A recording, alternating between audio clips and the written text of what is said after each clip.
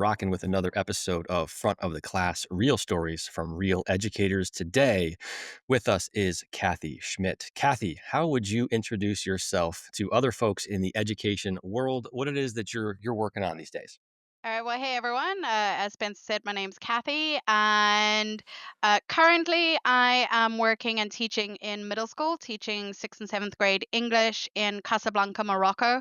I've been there for 2 years, and I've signed on for a third year. Probably my background, tell people I have an atypical route to how I got to teaching. I did my degree in uh, environmental education, and my goal was to work in zoos and aquariums. I've worked at the Alaska Sea Life Center and the Cincinnati Zoo and the Woodland Park Zoo in Seattle.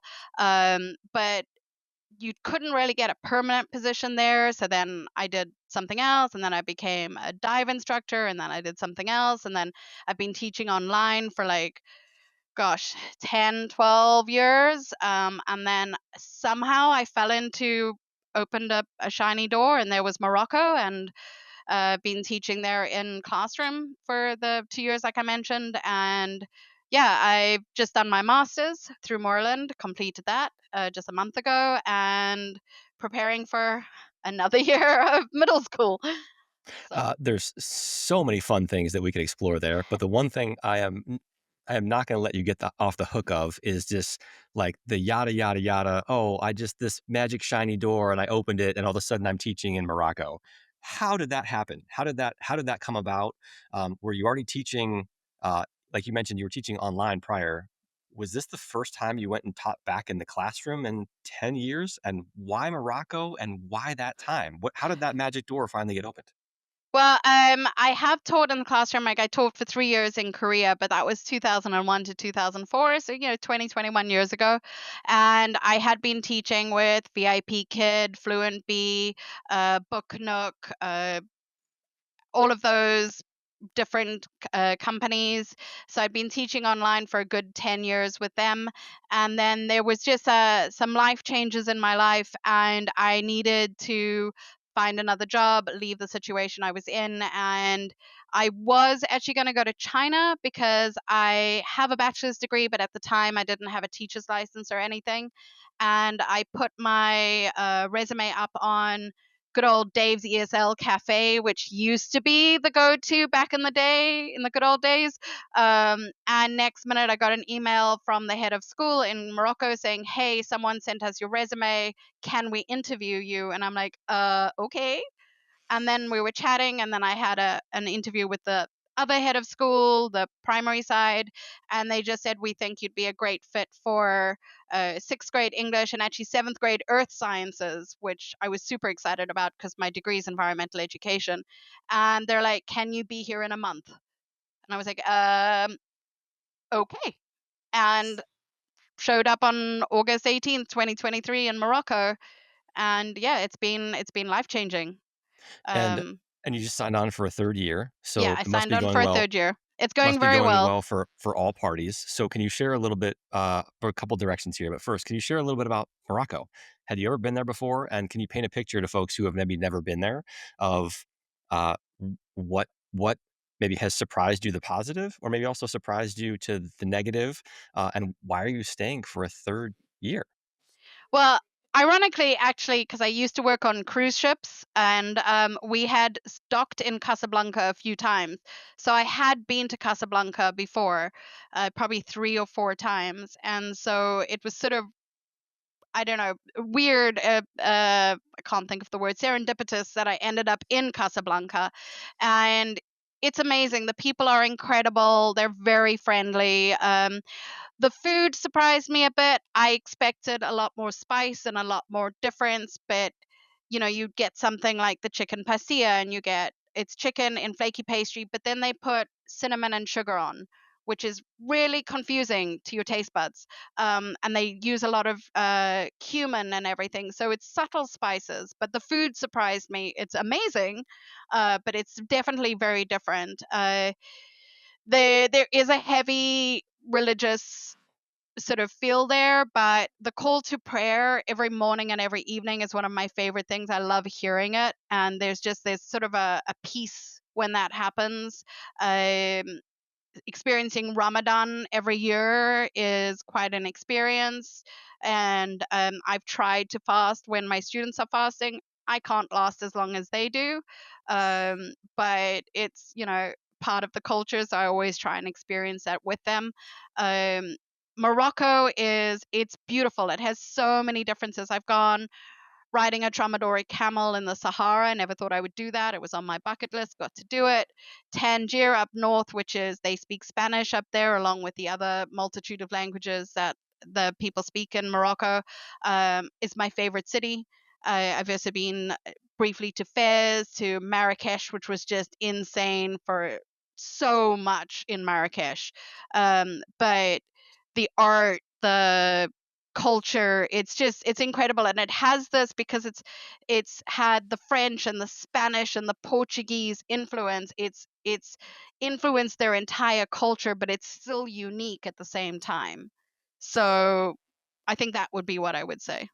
Perfect. And can you paint us a picture a little bit of what does a middle school classroom in Casablanca, Morocco, look and feel like?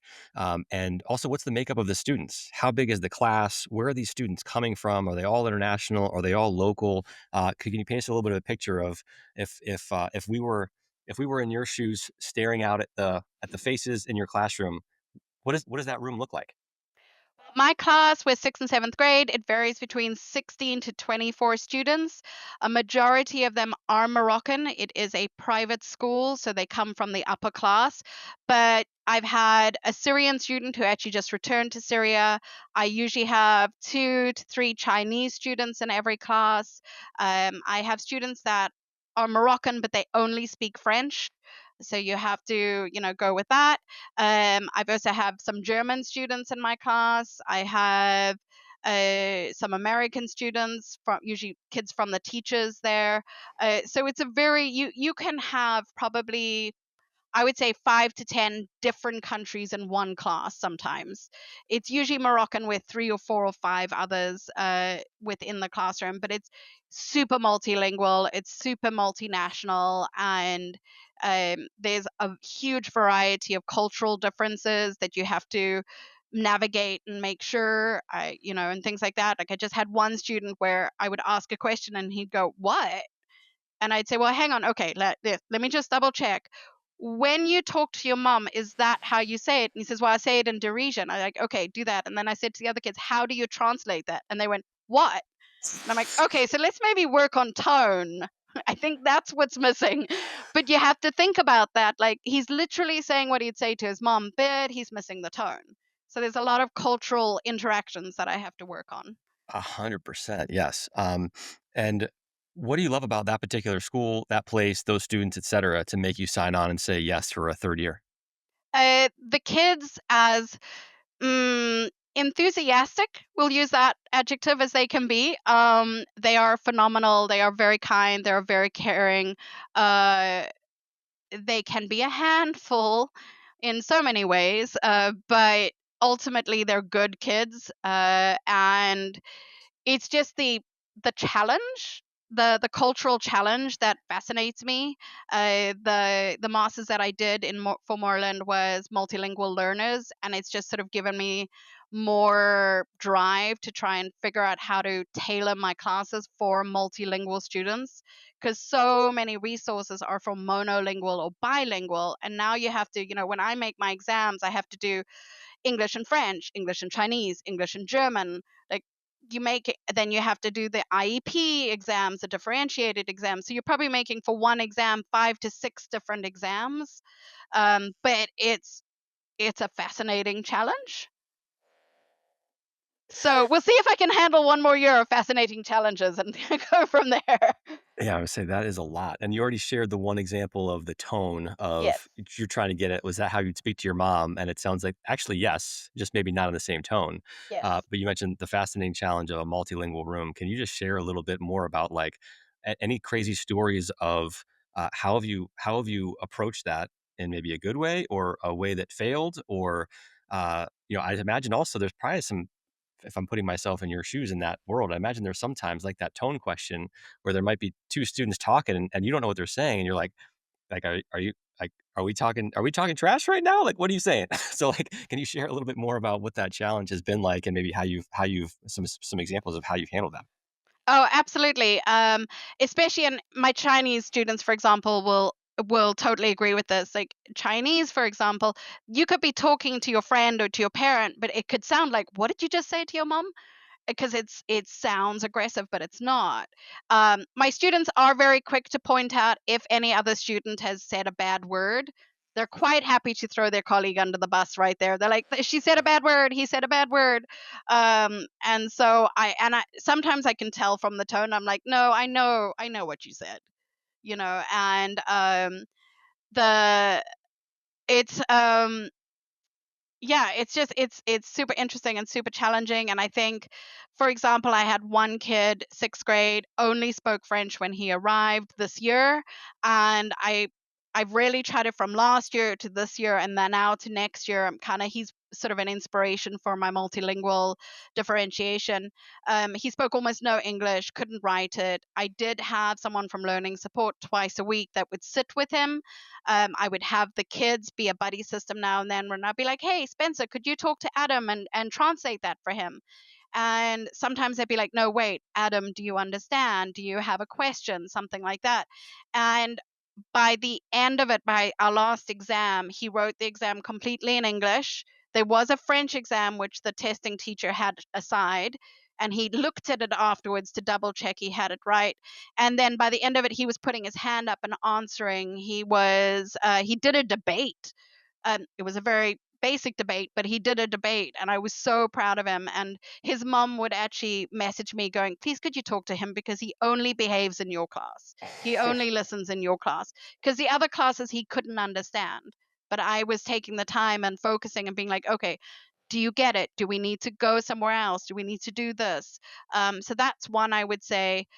There's been a few where I have to remind myself it's a cultural difference. It's like with the kid with the what, um, and he was one who had a interesting personality sometimes, shall we say, a challenging personality sometimes. But he wasn't a bad kid. Like when he did well, when you showed that you had interest in him, he would be amazing. He was an amazing kid, but challenging. And so there are times I have to remember, like, do you understand? And quite often the Chinese kids who seem to get really good grades, especially if we do vocabulary tests, because they memorize. Mm. Easy for them. They'll get 100% on the vocabulary test, but they won't be able to speak anything. I have to keep remembering I need to focus on them, but it's hard when you have like 20 kids that you're trying to control and teach, and you have to also differentiate for the Chinese kids. And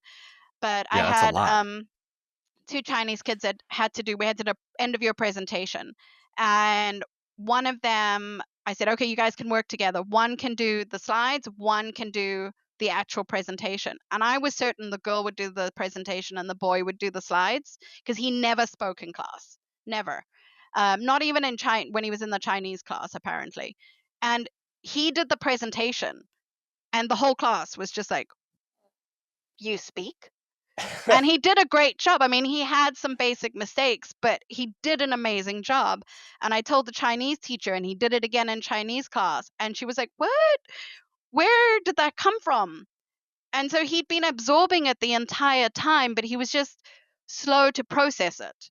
And so that's something else I have to remember. Like, just because they're not answering quickly, they might be going through that folder of which language am I going to speak to pull it out to answer. Yeah, So, and I love the by the way, I love the story of because if there's a teacher listening who might say, "I don't have a multilingual room," but still the concept going back to the one student who you would the French student who you make sure, like, their mom praised you because they only liked your class and spoke in your class, of, like, the little subtlety of just making sure, "Hey, do you understand this? Do we need to take a little bit more time for you?" Um, and that can be done this doesn't have to be a language barrier, that could be anything in anybody else's class if there's a kid who just is, for some reason, not quite getting something of just that sometimes I bet you weren't even it's not like you were derailing for 15 minutes a day, it might have been 1, 2 times a class slow down for 20 seconds, and all of a sudden you're bringing everybody along with you. It's not something that derails a class for 30 minutes, right? I bet it was very small, very Mhm. subtle, and very appreciated. So thank you for doing that. For others who may be wondering, I don't have a multilingual room. How do I do? Well, there's a million things that you could go do to slow down for one student to bring along. Um, so your background here. Now we're talking. You were training animals when you were working in these zoos and aquatic centers. What was your role in these capacities? Well, it was environmental education. So usually I was teaching classes about the environment. When I worked at the Cincinnati Zoo, for example, I would do the animal demonstrations. So I would stand up at the top of the amphitheater area with maybe a snake and encourage people to come down. And then I would do a presentation about alligators, and I'd have the two baby alligators that I would explain and teach about, or I would have the frogmouth bird and talk about it. But I wasn't training. I also did, like, I worked in the morning, I would work in the African felt section. And so that was, cleaning the rhino stall. Very glamorous, that one. And the Maybe I okapis and won't ask about how cleaning the rhino stall has translated to being a good teacher, but I am curious patience. about yeah, there you go. But I am curious about those presentations and demonstrations you're doing for the kids at these zoos, aquatic centers. What, if anything, did you learn from those experiences that you've translated into the classroom to help kids learn to ensure that you have earned their attention, right? Because if you're boring droning on, like maybe kids aren't paying attention, but maybe you didn't earn it. So can you help us understand a little bit of like how did some of those presentation skills that you learned doing that, how has that helped you and how has that translated in the classroom?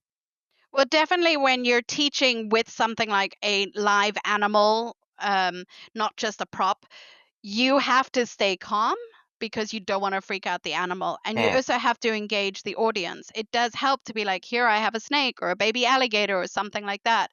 And you also have to prepare for the unexpected. For example, the baby alligators we had at the Cincinnati Zoo, if they get very comfortable and relaxed, well, they would poop or pee. And every single time I did a presentation, they would poop and pee on me, which would freak out the audience. And I'd be like, yeah, okay, so we're relaxed. And I'd have to just keep going with the presentation. But it was like you never knew if it was going to happen, when it was going to happen, things like that. So it taught me prepare for the unexpected. Also, when you're taking kids around the zoo, animals will do what animals do. And occasionally they'd be like, but what are they? Ask your mom, moving on. And you have to just be prepared for questions that you may not know how to answer. And so I think it prepared me in that sense. And I'm a visual learner, doing the activity learner. I like to do project based learning, things like that. So learning environmental education, which is a very being involved kind of education style, it's helped me in the classroom to try and engage students to do something. When seventh grade we did The Boy Who Harnessed the Wind, written by William Kamkwamba in Malawi. And so I was like, you know what? We're going to build a windmill. And you can build a windmill, or you can interview a student building a windmill, or you can write a newspaper ad, or you can pretend to interview William. And the kids did these phenomenal, like amazing. It blew my mind what they did. And we had a presentation and we did a competition, and the parents and the teachers came, and it was just an off the cuff idea, and they loved it. And so next year we're going to work with the science department. In science they'll learn about atmosphere and build the windmill. In English we'll focus more on the English side of it, a newspaper article, an interview, a podcast, something like that, and do stuff like that. So working in the environmental field has made me a more, can I say, engaging, to toot my own Yes. horn, Yes. engaging. I use my hands a lot, my facial expressions, and things like that. And so it does. It makes a difference. It's not just, hi, today we're going to study, Romeo and Juliet, and you make it more interesting. Yeah, and on that note, thank you for giving the example of the windmill because you mentioned you like project based learning, doing projects in your classes, and I was going to ask, well, can you give us an example? And because that one came so naturally, I got to ask for a little bit more. If there's a teacher out there who's like, I want to do more of that kind of stuff, but I'm not sure exactly what to do, can you maybe help share one or two, maybe your top one or two other examples that either you really liked or that more importantly that your students were raving about of some of that project-based hands-on learning. Any other examples that you can share beyond the windmill example? Oh, absolutely. Last year, well, first year, we read in sixth grade the book Hatchet, which is about it's like 1983 boy gets isolated in the Canadian wilderness after a plane crash. For the book, the kids didn't really connect. It was hard for them to understand. But I had them do let's create a survival kit. You know, you have to do a kit. You need to survive. These are very important things. It was very hard for them to understand why their PS5 was not a vital survival requirement. And however, they did magically create indefinite Wi-Fi and permanent solar systems so that as solar panels, so they could power it. They came up with that really quickly. When I'm like, how are you going to power it? There's no Wi-Fi. But they loved making it. Some of them did like pictures. Some of them brought like it had like a soccer ball, a football. You know, like why do you need that? Well, in case I get bored. Again, you're not quite understanding that, but they really we could use that to build on it. You are literally trying to survive. Why would you need this? So that was one uh, in science, seventh grade science. We the last quarter was space. So I said, all right, guys, this is what I want you to do. You're gonna pick a planet, a black hole, whatever celestial body. You're going to tell us about it, do a Canva presentation, and then you have to switch gears and sell us on moving to this. The Oh, Earth is okay. dying. We have to Yeah. move. If it's a black hole, why should we go to a black hole? You have to do it. And some of the kids, it was very like, well, this is a black hole, blah, blah. But then I had a couple of the others. I had one kid, his voice was he was like very quiet and he was always kind of squeaky. And he did his presentation like this. And then he put on a jacket and he's like, and now we are going to go to this black hole. And the whole class sat back and was like, who are you? A whole new personality. It was absolutely phenomenal. Totally blew our minds. He did a great job. Another two sisters that were identical twins, and I could never remember which one was which because it was both M names as well. One made out of box and foil, made an entire astronaut suit to explain how we were going to live on the moon, and they just embraced it. And so those are probably two of my favorite things in English in sixth grade. Throughout the year, they write their own book, and then I they create their own poster and their book cover, and then our amazing print guy at the school binds them. Then we do a book show, and the kids blow my mind because I'm totally whatever you want to do within sometimes I have to be like, not that. But whatever you want to do, you are allowed to do. And their creativity is astounding when you just give them free reign. So Thank those you are for some of the sharing favorite. many great examples other people can learn from, tweak, or just steal. I love the one of the space and explain it and then sell us on why that should be our number one option of where we should move. That's a really fun one. Um, some other things I'd love to hear your stories in the classroom. Any particular just proudest moments that you've had in whether it's the actual classroom, whether it's your online learning environment, where you just look back and you're like, gosh, I was on fire that day. The students were on fire that day. That was a great day. That was a great week. That was a great moment for student Z, whatever it may be. Any proudest moments that you look back on that just still make you smile in your teaching career that you're able to share? I think in the classroom teaching, I would probably say it's those aha moments when the kids are like, "Oh, this is what you mean," you know, especially with my English second language students, where they suddenly realize what it is. Or, you know, I've had a couple of classes where the class just gelled.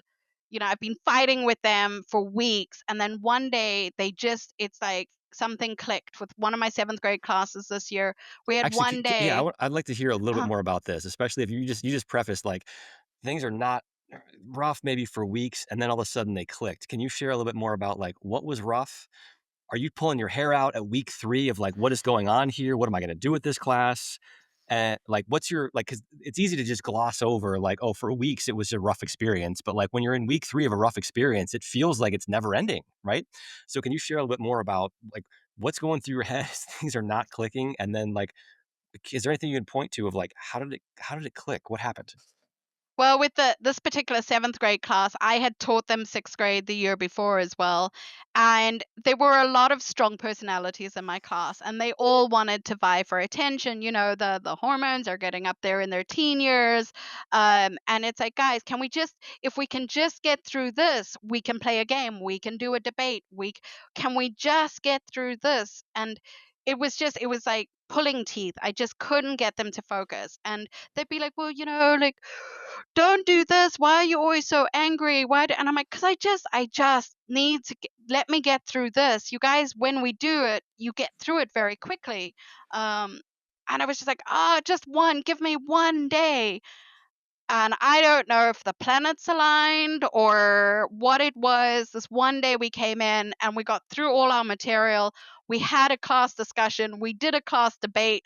And afterwards, one of my students came up and said, hey, miss, that was a really good class. And I'm like, yes, this is all I've asked from you. And like for a couple of weeks afterwards, every now and then they'd be like, but hey guys, like just let Miss talk, let her explain, then we can do something fun. And they kind of understood it. I still had ups and downs with them, but for the most part, that class kind of clicked. They worked a lot faster and better than the class I had in the previous period. So that was one thing. I don't know how it just maybe it was just one day they worked and they understood, they got it, but they still had to fight me on it. But I think that's just I'm a 12, 13-year-old and I just have to be opposite to the teacher and everyone else who's an adult. Um, and I did have a 6th grade class. First quarter, phenomenal. Best class I had. Every other teacher complained about this class. And I'm like, they're great for me. It's amazing. From quarter two, yeah, I understood what every teacher was talking about. It was a constant battle with this class, and I felt so bad for the few good kids in it. And that was just, they had got their dynamic. A lot of the boys were trying to be the cool boys in the class, which meant the misbehaving kids. If you got them alone, they were phenomenal kids and they wanted to work.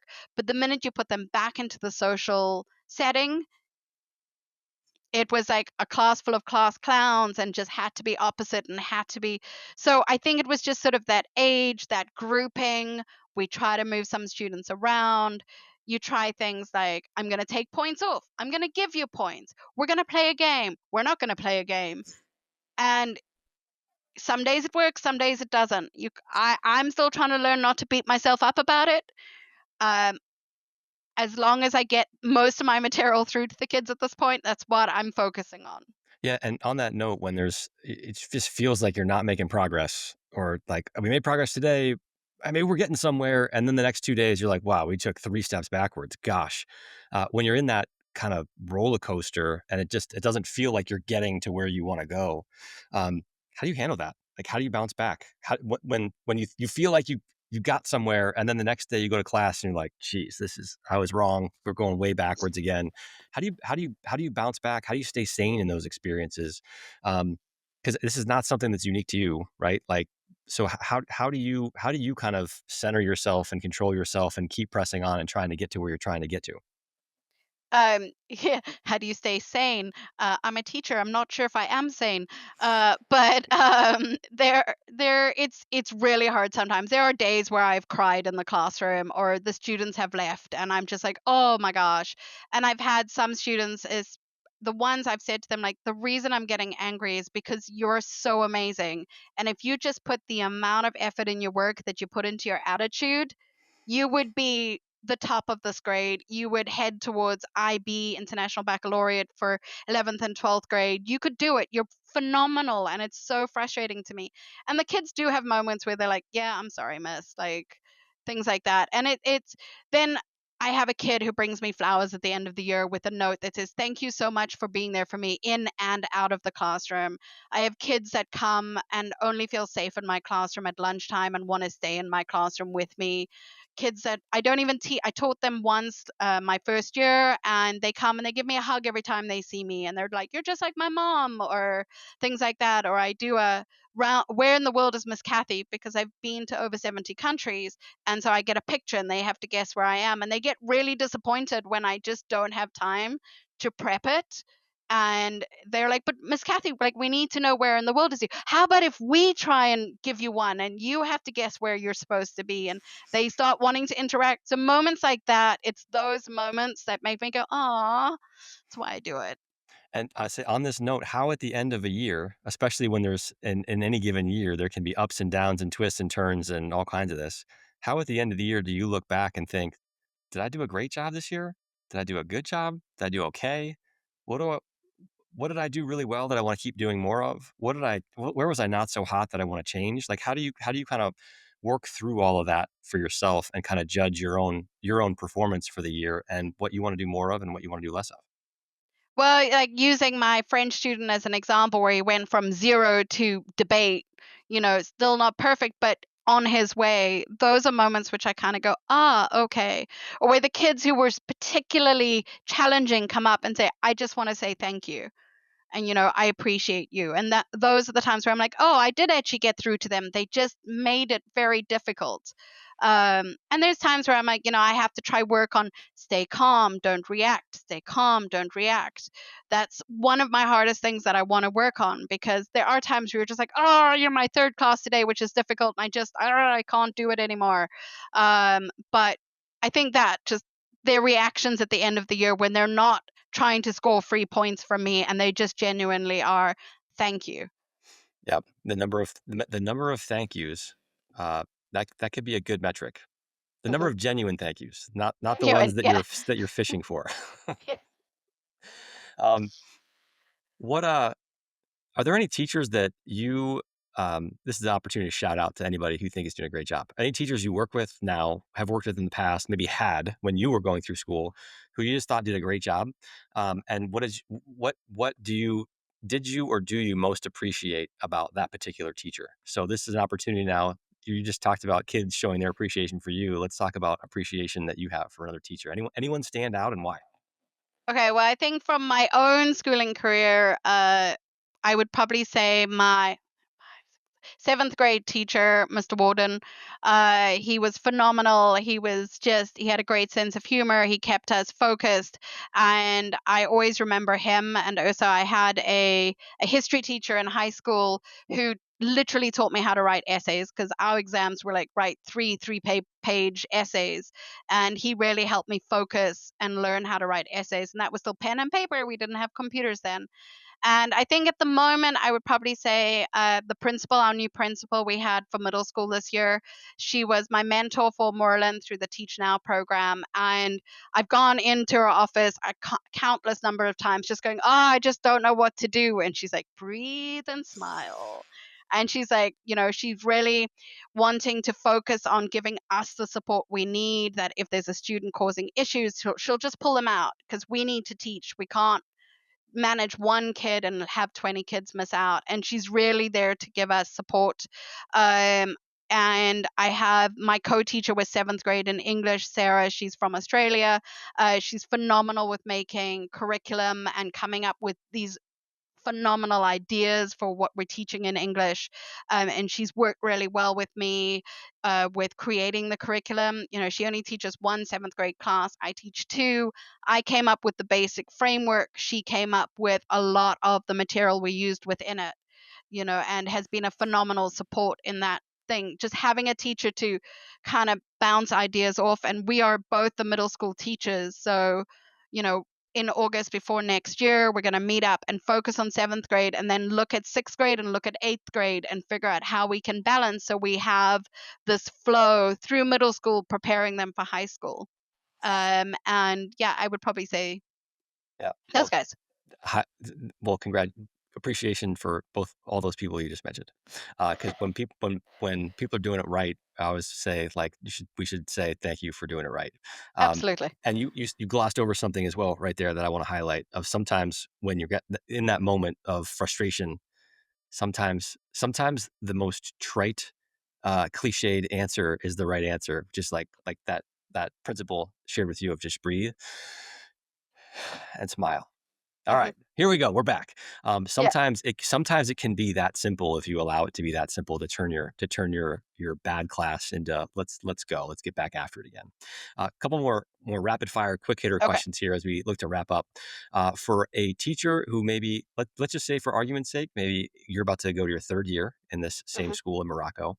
Maybe there's a new teacher who's going to be starting this year alongside you in one of those other classes, what advice would you give to that brand new first year teacher to help guide them early in their teaching career? What's the number one piece of advice you give to that new teacher? Be flexible, be prepared to just change your entire, that cliche meme, make the plan, prepare the plan, start the plan, throw the plan out. It's pretty much how it goes every single day in classrooms, especially with the interesting behaviors we sometimes have. And I just be like, just be prepared to throw your entire plan out the window and do something completely different, still teaching the kids, but don't be like, I have to teach this way. I have to follow my lesson plan. Like maybe you skip this out today and you do it tomorrow, but you have to be prepared to switch it up Yeah. and just go with the flow. Yeah, I have a little boy who's almost 3, and I can't tell you how often it's like, "All right, well, we're gonna go eat, and then we're gonna put our clothes on, and then we're gonna do this, and then we're gonna do this." And then he'll go do the 4th thing, and it's like, I mean, we could do the 4th thing, like, that's cool, as long as you recognize, like, after that, we're gonna do this afterwards. He's like, "Okay." And so sometimes there's a little bit of just, like, just the order sometimes you just change the order up, and Hmm. it's everyone's just 100% on board. Obviously, sometimes then he's like, "No, I said I was gonna do it, but now I don't," and that's obviously a whole separate conversation. But sometimes you can just change the order up, and it changes everything. Exactly. How do you set the tone on day one with a new class, not only with the teachers, or excuse me, not only with the students, and kind of what uh, you expect of them, what they should expect of you, but also with their parents? Like, how do you approach both the students and their parents, kind of day one, the first week, however you want to define that, when you have a new class and everyone's trying to figure out, like, okay, what's Miss Schmidt all about, right? Like, how do you go about that? What's your process? As the head of school once described, I run a very tight ship, which means I am fairly strict. And I kind of find that it works better. Sometimes it's just a look and they immediately know, or I'll show 5 fingers and I'll take them away. And they're like, oh no, that means 5 points I'm taking away. They learn that very quickly. And I'll be like, come in. And I don't normally do assigned seating. I want them to have the freedom. Sometimes I have to shift the seating. I like to have a U shaped so that I can move around the classroom and that kind of thing. And I emphasize that this is a equal classroom, that it's a safe space, but you need to show me the respect and I will show you the respect. Like it's an equal playing field right here. And we need to get through a certain amount of work and then we can do fun stuff. And I have them line up outside my class before they come in. Unfortunately, the new classroom I'm shifting to, there's lockers, so that's not going to work so well. But I always try to be like, you need to stand up, push in your chairs, wait at your desk before I let you out. If you go line up at the door, I'll be like, no, you're not leaving. And the kids pick it up very quickly. And a lot of them will be like, when a kid is arguing, they go, just say yes, miss, sorry, miss, sit down, and it's the end of it. Don't argue with her. And I say to them, don't argue with me. If like, yes, miss, sorry, miss. If you have a problem after class, come. I will listen. If you think you deserve more points, come. Give me a logical argument. Make it entertaining for me. If you want more points, you have to work for it. I'm not just going to give you points because you wrote the paper. You have to earn the points. And so they pick that up pretty quickly that, if you put the effort into it, you get some of it out. So Great example. Thank you for sharing that. You mentioned earlier just recently completing your master's. Can you share a little bit about why now, and what, if anything, do you expect or hope that unlocks for you by getting that? well, I coming to Morocco and everything, I've realized that back in 2001 when I did teaching in Korea, you just needed a TESOL or a TOEFL or a bachelor's. You didn't need anything else. Now, international teaching, you need a teacher's license, preferably a master's, preferably a PhD in some places. And so I did the Teach Now program and got my Washington, D.C. license. And then, as my advisor said, he's like, it's pretty much 90% of the master's. You can just do the last 4 months, and then you have a master's because it's a 14, 13-month program. And I'm like, well, why not? I'm already doing school. I may as well keep going with it. And I'm really glad I did. I already got, when I re signed for the third year, my school gave me a really nice raise in lieu of me getting my master's. Um, I know that with my master's at Moreland, it also makes me equal for the requirements for some British schools. If I decide to go to, say, Spain and work at a British school there, my qualifications now would meet British standards. Um, I think it will open up a lot of doors for me. It taught me a lot of stuff. I have amazing members from my cohort that I'm still in contact with that we chat and talk about things and be like, okay, I'm doing this. And they're all international teachers. And I think it's given me the confidence and reminded me on paper, I now have a certificate to prove to myself that I actually am a good teacher, because you doubt yourself. You're like, am I really good? And then you're doing the program. You're like, oh, I knew that. How did I know that? I knew that. Oh, I'm a good teacher. So it's doing those programs really does help. And the masters was fantastic. It was really good.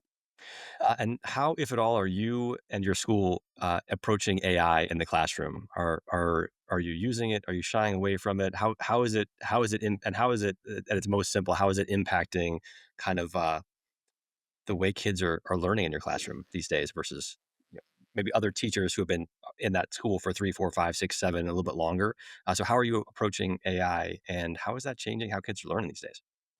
Well, I can definitely say there's a big shift in just the 2 years I've been there. When I arrived, there was no AI allowed. And I didn't really know ChatGPT. I had never used AI. I didn't really know how it worked. Um, the kids, unfortunately, depend on AI a lot. Um, my students are very computer savvy, they're very good at it. My first year, the AI detectors worked. My second year, AI detectors don't work anymore. They can't tell you, but you can read it and be like, you don't know what this word is. And they go, oh, my sister helped me. I'm like, no, your sister wrote it. So like I did one project. We did an explorer project for seventh grade. They had to pick an explorer, and I said, okay, what we're going to do, you're going to open your computers, you're going to go to, wait for it, ChatGPT, which they nearly all fell on the floor when I said that. I said, you're going to write in this prompt, and it's going to do an outline. You're then going to look at the outline, and you're going to answer some of the questions and fill in. And so they got points for the outline and for the information they filled in. I said, you're going to use that to create your slideshow. From your slideshow, you're going to create a research paper. And so, or do the research paper, then create the slideshow, but this is your outline. And some of the kids did an amazing job of using the outline. Other kids just copied and pasted from Google and AI.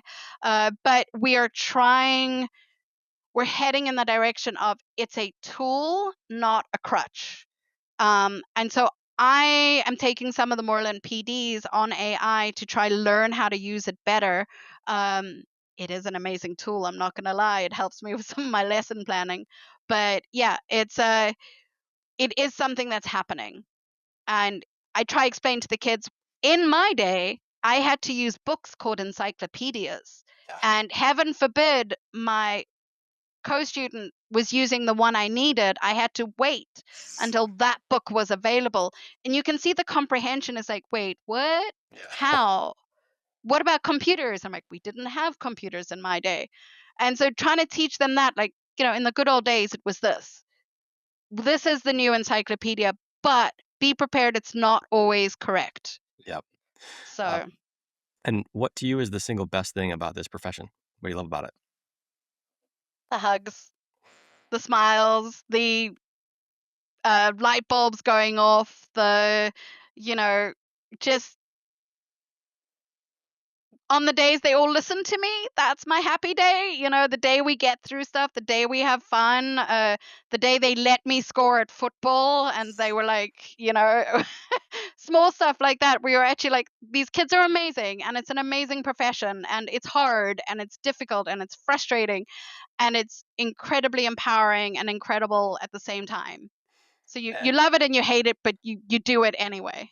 and on that exact note, what is the most frustrating part about this profession, or the thing that you wish you could wave a magic wand and change it overnight? What's the worst part about this profession?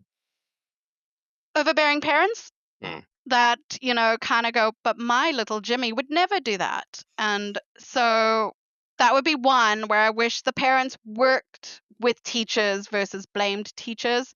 And then also just more resources in general for all teachers around the world. It doesn't matter what school you're in, it doesn't matter where you are, just having the availability to resources and the understanding from people that just because you're a teacher, it's not because you get 2 months off a year and that's such an easy job. You're working and grading until 11 p.m. at night. You get to school at 7 a.m. and you're prepping before class, and you don't have a free period or a break because you're grading or prepping. And even now during summer, I'm preparing for next year. I'm rewriting my curriculum. I have to prepare my lesson plans. I don't You don't get 2 months off. So just that realization that teachers need to be more valued. Teachers need to be, you know, like superstars. We're superstars. So we should be treated like superstars, I feel. Uh, I guess. and maybe this is going to be restated, but any last words of wisdom? So, for teachers out there listening, any last new words of wisdom, things that we just weren't able to cover, or maybe repeated words of wisdom like we're superstars, if that's where I you would choose to go? say take a breath and breathe. Mm. Just take a moment and breathe. It's all worth it in the end. Uh it's No matter how difficult you think it is, you're making a difference. Whether you realize it or not, I've had an online student that I taught who contacted me after she graduated high school. It had been 5 years since I taught her. I only taught her for 6 months, and she's like, "You made a difference." And you never know the difference you make in a kid. You don't know what's going on in that kid's life. And just you being there, being an ear, being a friendly smile, a high five, can make all the difference in a kid's life. Uh, And I really think that's why we do it. Great final words. Thank you so much, Kathy, for sharing your story from the Cincinnati Zoo to teaching in Casablanca, Morocco, going into year number 3, and a whole bunch of twists and turns along the way, teaching real hands on projects like windmills and sell me why I should move to the black hole for your kids in class. Thanks so much for sharing all your real world stories in the classroom. My Appreciate it. pleasure. Thank you so much.